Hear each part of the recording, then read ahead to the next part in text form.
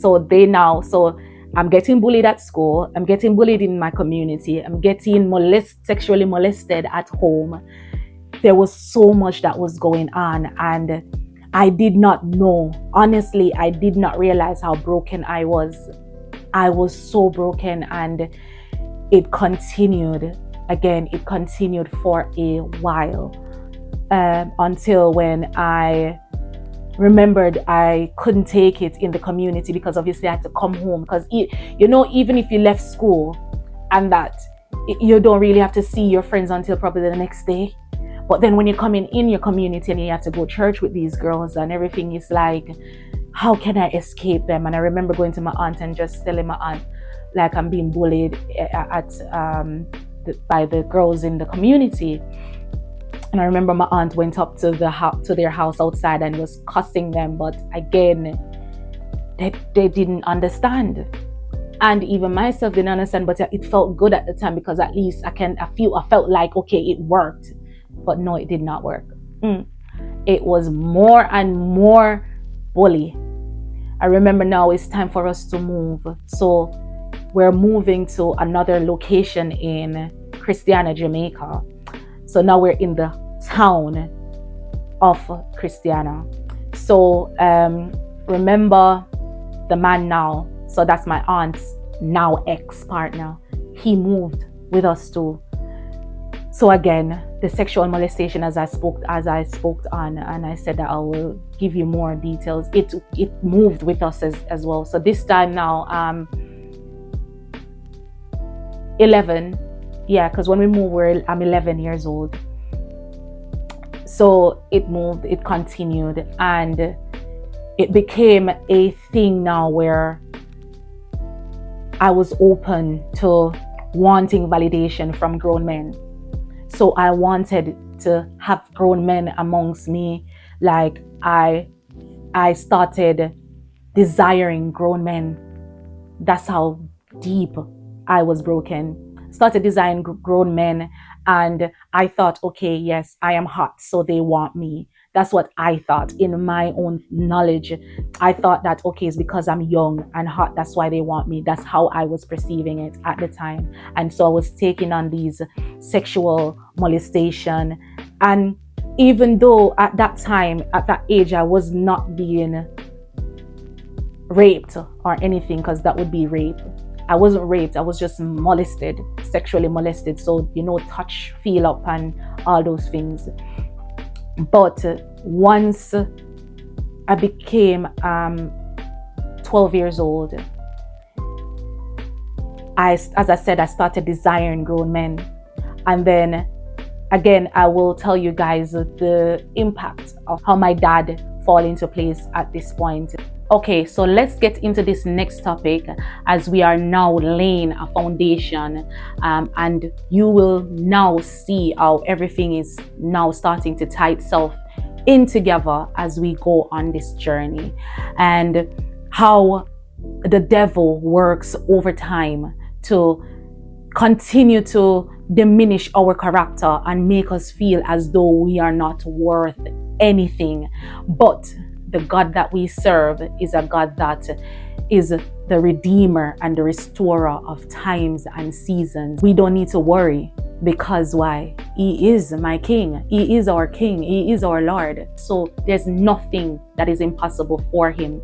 And so many people may find this next situation squeamish or uncomfortable that I will be indulging on. But again, it is a part of life, and it is happening, and it happened to me, and therefore I am an overcomer, right? But I have to give this, because again, it is a part of my testimony of how God allowed me to overcome, or elevated me, and I was able to overcome it all. In this time now, there are many people that are living and dying with this thing that I was speaking on, and they are living in denial. Not that they don't know what's happening, but they're living in denial, and it is the tactic of the enemy. One of the tactic of the enemy, right, if we understand this, is to keep us blinded and make us think, okay, we have this saying now in culture, it's life, it's just life, and I'm living and I'm doing me, and it's just how life is. But if you guys open your minds and your heart to see that this world that we're living in is first a spiritual world before it is physical, then you'll be able to spot the tactics and the tricks of the enemy, and then now you can put on the full armor of God and wage war against the enemy.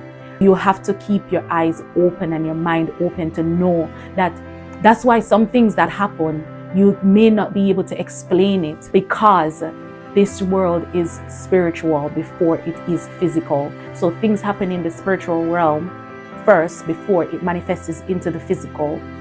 And until we open our minds and our hearts to accepting this, we will forever be living in deception. And that is what the enemy wants. He doesn't want us to see his tactics and his tricks so that he can come to kill, steal, and destroy, because that is his tactic, to come to kill, steal, and destroy. In the Bible, it says, be as wise as the serpent. So be as wise or smart as the serpent, but as gentle as the dove. We should open our eyes and our minds to see the things of this world is first spiritual, as I was saying, before it is physical.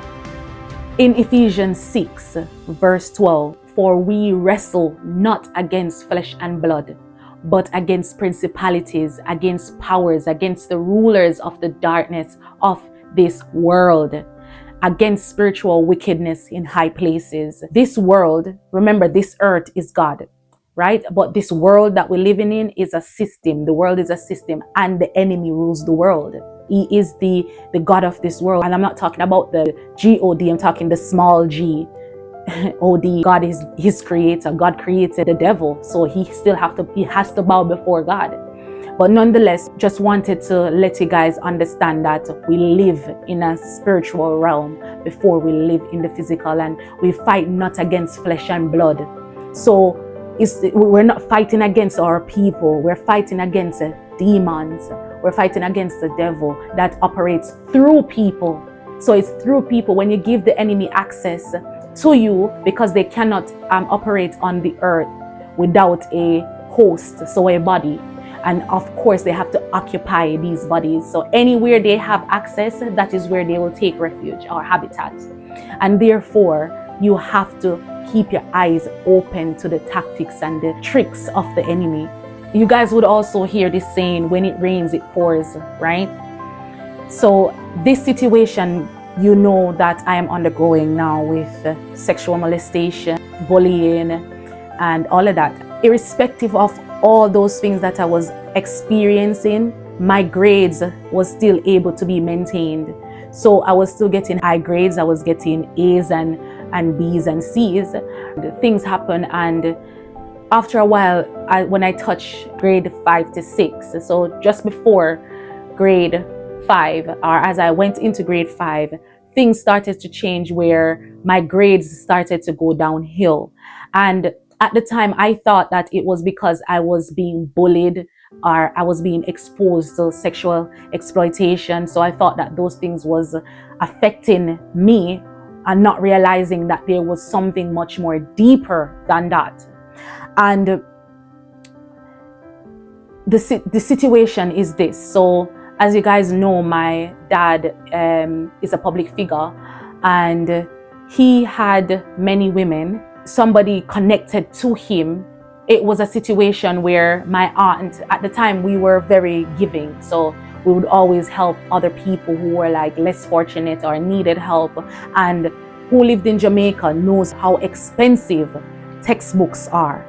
So, you know, sometimes you have the hand-me-down books where you give to people where you're not using when you go up to different grades. So what had happened is my aunt at the time, because she's my guardian now, because obviously my mom had now migrated to the UK, and my aunt had given my books, and nothing major. We're helping people and that is it. And they had asked for help. So this person is connected to my dad. But again, my dad does not know anything of this. This is going to be his first time. Again, lots of these stories are first times because it's my testimony that I'm now sharing.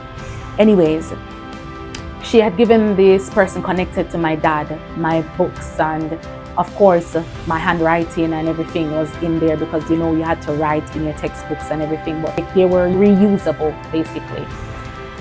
Anyways, the enemy, the devil, convinced the person to harm me. And if you know what that means, I don't even have to spell it out. So the devil convinced this person to harm me. Stay tuned for part 2.